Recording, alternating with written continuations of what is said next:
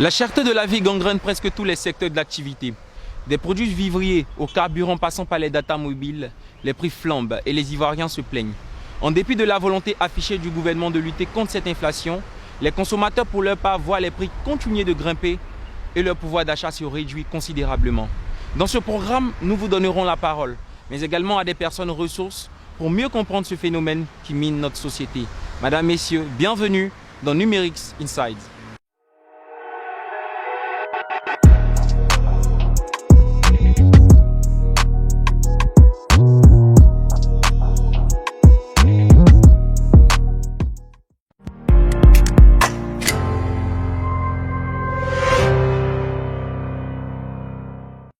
Vous l'avez compris, cette émission s'intéresse à la cherté de la vie en Côte d'Ivoire. À cet effet, nous aurons l'intervention de deux invités, André Sylvain Conan, journaliste écrivain ivoirien, Jean Bonin, juriste ivoirien. Mais avant, le micro-trottoir.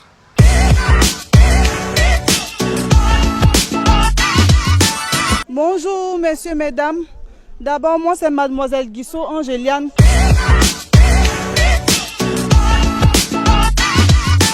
Je tiens à saluer le président de la République et madame Ouattara. Je leur dis merci d'abord pour tout. Vraiment, la vie est devenue dure, nous souffrons. Parce que d'abord, quand on travaille même là, c'est pour le transport, le loyer, puis la nourriture. On n'arrive même pas à garder même un peu pour les enfants. D'abord, le transport, même tu vas à Gamé, déjà même c'est 500. Aller-retour, même déjà 1000 francs. Tu vois, c'est difficile. La nourriture, même matin, on n'arrive plus à déjeuner, pas de café même là. Le lait même est devenu 2500. Si on a 2-3 enfants, on fait comment? C'est dur. Maintenant, le loyer, chaque jour, chacun fait ce qu'il veut. 50 000, 60 000, jusqu'à aujourd'hui, on a 120 000 francs les studios. C'est compliqué. On souffre sur le soleil là. C'est pour pouvoir garder un peu pour demain. Mais si on vient travailler pour transport, loyer, maison, manger, on n'arrive même pas à payer quand on est malade là. C'est compliqué. Vraiment, je salue aussi le ministre de l'Agriculture et tous les grands de ce pays. Faites vraiment un effort pour nous. Parce qu'on souffre. On n'a même plus goût à la vie. Tellement la vie est devenue difficile. Donc faites un effort pour nous. On vous aime et on compte sur vous. Merci beaucoup. Bon, je me nomme Tano Kablan Jean-Claude.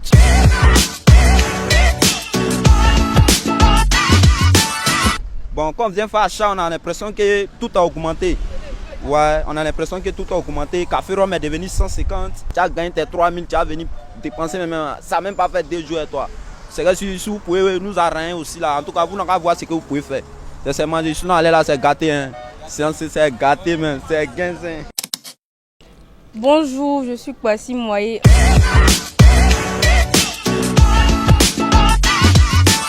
Nous les élèves, on a trouvé que maintenant la vie en Côte d'Ivoire est nichée.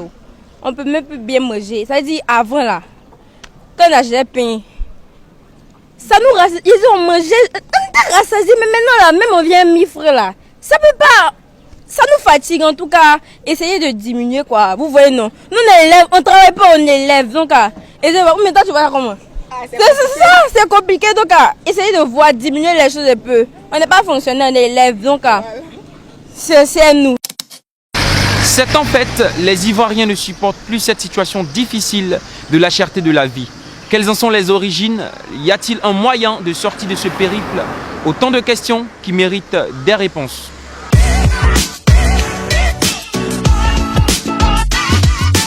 Les causes réelles de la vie chère en Côte d'Ivoire, sans fausse prétention, sont à rechercher dans un dysfonctionnement structurel. Je m'explique. Je pense que de façon structurelle, il y a un très fort taux d'imposition en Côte d'Ivoire. Je prends un exemple très simple. Pour le même véhicule importé, pour le même nombre de kilométrage, pour la même année, vous achèterez ce véhicule donc plus cher en Côte d'Ivoire comparativement au Togo où vous l'achèterez beaucoup moins cher. Alors que ce véhicule vous est revenu au même prix auprès du concessionnaire en Europe. Cela veut dire quoi? Cela veut dire que au niveau donc de l'imposition au Togo, quand vous arrivez au port de Lomé, vous payez beaucoup moins cher les taxes qu'en Côte d'Ivoire. Donc la Côte d'Ivoire a un très fort taux d'imposition. Bien sûr, on me dira que c'est lié à son niveau de développement, soit. Mais d'autres causes structurelles, justement, participent de la vie chère. À savoir que nous avons un très faible taux de transformation des produits que nous consommons, des produits, des infrastructures, on va dire du matériel que nous utilisons. J'ai l'habitude de dire que même nos habits coûtés, à savoir les habits que nous achetons au marché aux puces, eh bien, ces habits de seconde main, on va dire, nous ne les fabriquons même pas. Vous voyez, alors qu'il y a un très fort besoin de consommation de ces habits. Mais nous ne les fabriquons pas. Nos entreprises qui transformaient nos cotons sont fermées. Et aujourd'hui, même un simple t-shirt est importé. Voilà. Et donc, le fait que nous achetons des choses que nous ne fabriquons pas sur place, eh bien, quand vous intégrez le prix du transport, les impôts, les taxes qu'on paye à l'importation, la plus-value des entreprises qui transforment et tout cela, eh bien, les coûts de revient des produits et autres matériels que nous utilisons et consommons, eh bien, sont élevés. Et donc, il y a quelque chose à faire à ce niveau. Autre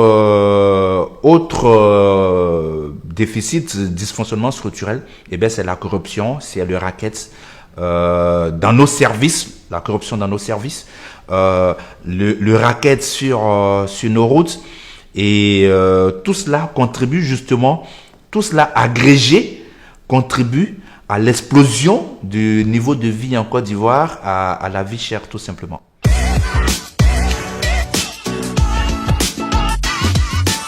Le secteur des télécoms en Côte d'Ivoire est très dynamique, moderne. Malheureusement, il faut déplorer le fait que les tarifs Internet soient encore relativement chers. Sur 12 pays de la CEDEAO, la Côte d'Ivoire est le 10e pays le plus cher. Voilà, loin devant des pays comme le Sénégal ou le Ghana voisin.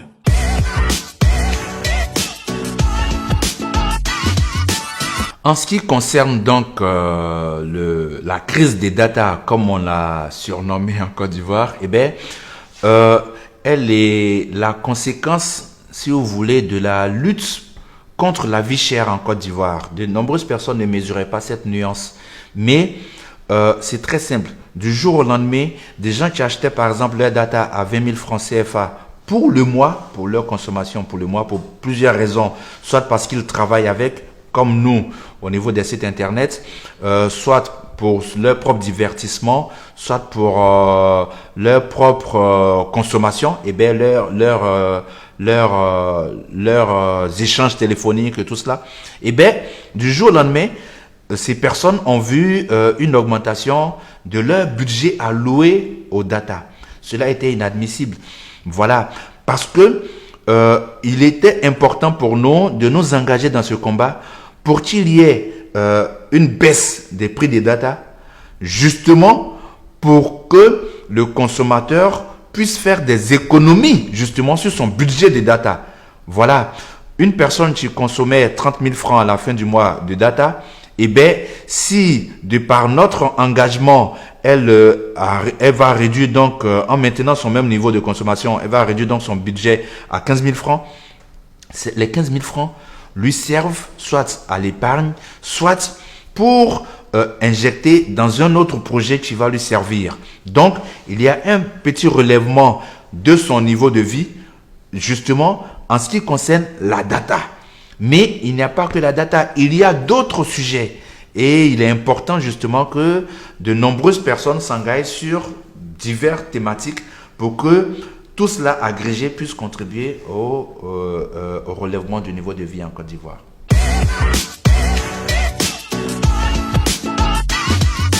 L'ARTCI doit laisser le libre jeu de la concurrence loyale se faire. C'est le libre jeu de la concurrence qui permet de faire baisser les tarifs. comme on l'a vu par exemple avec l'arrivée de Wave qui a fait baisser les tarifs dans les transferts mobile. L'ARTCI a pour mission de protéger les intérêts des consommateurs. Et les intérêts des consommateurs, c'est d'avoir les tarifs les plus bas possibles. Et c'est à cela que sa régulation doit tendre.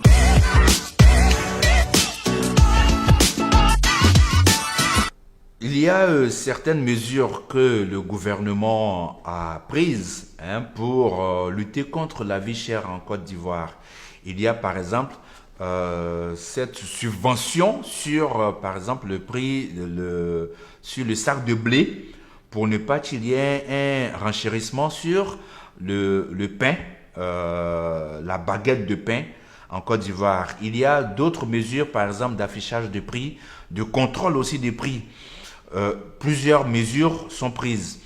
Mais est-ce que ces mesures, est-ce que les agents du ministère du Commerce qui doivent donc surveiller donc ces mesures, doivent faire appliquer ces mesures, est-ce qu'ils disposent de matériel nécessaire? Est-ce qu'ils sont en nombre suffisant?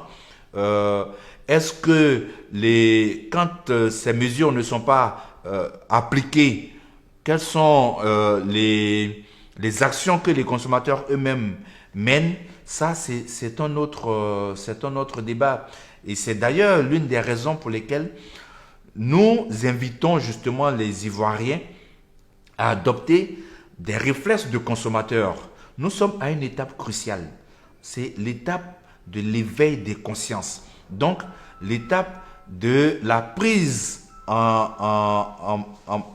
la prise de conscience sur le fait que, en tant que consommateurs, nous avons des droits et nous devons nous battre justement pour que ces droits puissent être respectés.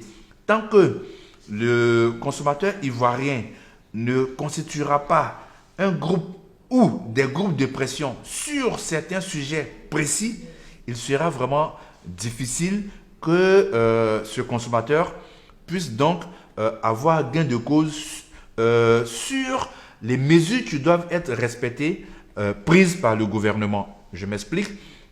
Le gouvernement, par exemple, pourrait dire, à partir d'aujourd'hui, dans toutes les stations d'essence, il doit avoir des instruments pour qu'on puisse contrôler si le litre qui a été livré à l'automobiliste est effectivement le litre qui est sorti de la station. Parce que, vous savez, autant on peut truquer sur les compteurs de taxi, autant il faut bien comprendre qu'on peut truquer les compteurs pour le carburant, on peut tricher sur les compteurs même du gaz, de la bouteille de gaz.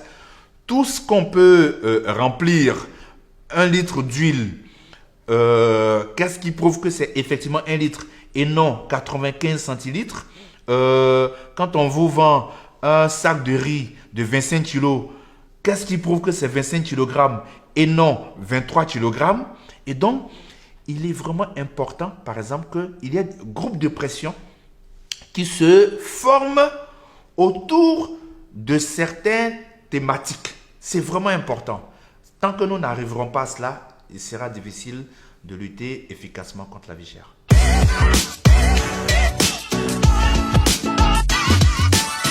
Le secteur des télécommunications en Côte d'Ivoire est régi par une ordonnance de 2013 qui est très bien faite, où les rôles sont bien repartis. Le problème, c'est l'interprétation que le régulateur en fait. Voilà, on l'a vu récemment avec la fixation d'un tarif plancher, ce qui n'est pas du tout dans les prérogatives d'un régulateur qui peut fixer un tarif plafond, mais pas un tarif plancher. Voilà. Sinon, les textes en eux-mêmes sont très bien faits. Ce sont plutôt les opérateurs et l'ARTCI qui ne respectent pas nécessairement les règles de la concurrence.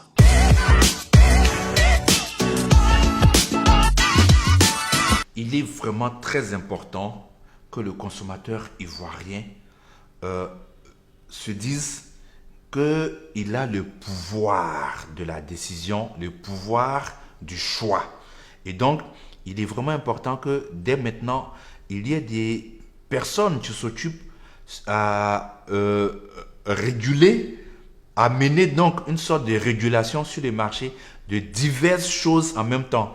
Il faut qu'il y ait des gens qui s'occupent du lait, il faut qu'il y ait des gens qui s'occupent du garba, il faut qu'il y ait des gens qui s'occupent de la banane, des produits qu'on importe et tout cela. Vraiment, nous sommes à l'étape cruciale de l'éveil des consciences.